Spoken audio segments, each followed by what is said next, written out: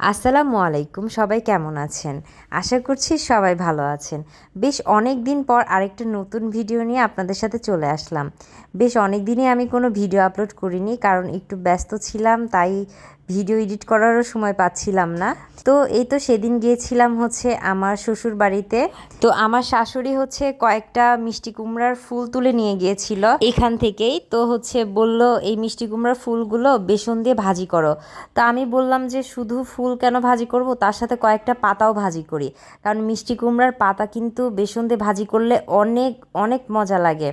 তো আমি এখানে এসে আরেকটা ফুল পেলাম, সেটাও তুলে নিলাম। আর হচ্ছে এখানে একদম কচি কচি দেখে কয়েকটা হচ্ছে পাতা ছিঁড়ে নিলাম। আর হচ্ছে এত বেশি পাতা লাগবে না, কারণ জনপ্রতি 2-3টা করে তুললেই পরেই হয়ে যাবে, তাই খুব বেশি তুললাম না। আর এই তো দেখতে পাচ্ছেন বেশ অনেকগুলো মিষ্টি কুমড়ো ধরছে। তারপরে এই তো পাতা আর ফুল নিয়ে আমি রুমে চলে আসলাম। এসে এখানে বসে বসে আমি পাতাগুলো এখন সুন্দরভাবে পরিষ্কার করে নিচ্ছি। এর উপরের যে শিরাটা থাকে সেটা আমি ছিঁড়ে ফেলে দিচ্ছি। তারপরে এখানে আমি সুন্দর করে ফুলগুলো পরিষ্কার করে নিলাম। আর ফুলের ভেতরে হচ্ছে যে এরকম একটা শক্ত কিছু থাকে, সেটা হচ্ছে আমি ছিঁড়ে ফেলে দিচ্ছি। আর এর ভেতরে কিন্তু অনেক পিঁপড়া টিপড়াও থাকে, তাই একটু দেখে শুনে সুন্দরভাবে পরিষ্কার করে নিতে হবে। তো এখানে আমার হচ্ছে ফুল আর পাতাগুলো সবই পরিষ্কার করা হয়ে গেছে। এখন এগুলো সুন্দর করে আমি ধুয়েও নিব। তো এইদিকে আমি ফুল পাতা ওগুলো সব কিছু ধুয়ে একটু পানি ঝরাতে দিয়েছি। তারপর এইদিকে আসলাম আমি বেসনটা তৈরি করে নিতে।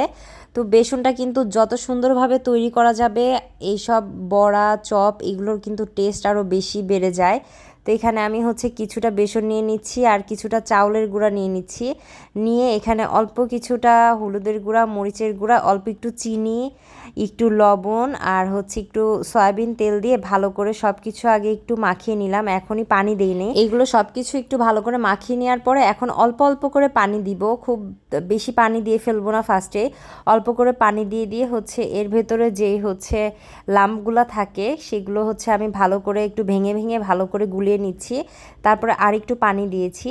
তারপরে বেসনটা ঠিকভাবে হচ্ছে পারফেক্টভাবে প্রস্তুত হয়ে গেছে কিনা এইটা কিভাবে বুঝবেন, সেটা হচ্ছে এই বেসন তৈরি করার পরে বেসনের মধ্যে একটু আঙ্গুল চুবিয়ে দিতে হবে। তো যখন দেখবেন আঙ্গুলের সাথে অনেক সুন্দরভাবে বেসনটা কোটিং হয়ে যাচ্ছে, তখনই বুঝবেন এটা হচ্ছে যেই জিনিসটা আপনি মানে ভাজবেন সেগুলোর সাথে খুব সুন্দরভাবে কোটিংটা হয়ে যাবে।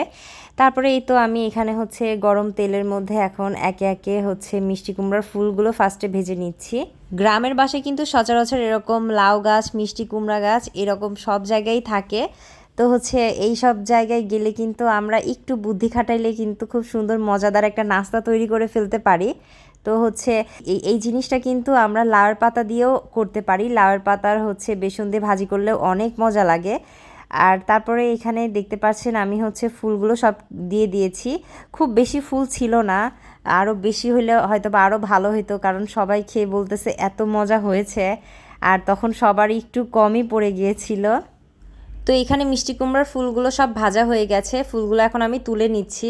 তারপরে এখানে আমি হচ্ছে একে একে পাতাগুলো ভেজে নিচ্ছি। আর পাতাগুলোর সাথে হচ্ছে চেষ্টা করবেন খুব বেশি বেসন যেন না লাগে, আর লাগলেও খুব সুন্দরভাবে ঝেড়ে নিতে হবে, কারণ যত অল্প বেসন দিয়ে হচ্ছে পাতাগুলো ভাজি করবেন পাতাগুলো খেতে বেশি মচমচা হবে আর বেশি টেস্টি হবে।